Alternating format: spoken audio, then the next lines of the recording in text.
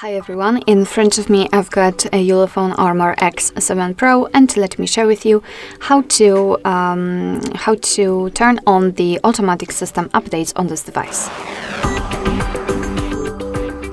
So let's start with opening the settings, and here we have to scroll down to find the About phone.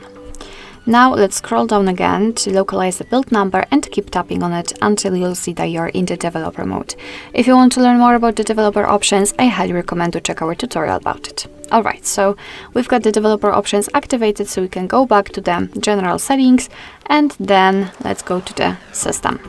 Let's tap on the developer options, and here we have to scroll down just a little bit to find this automatic system updates.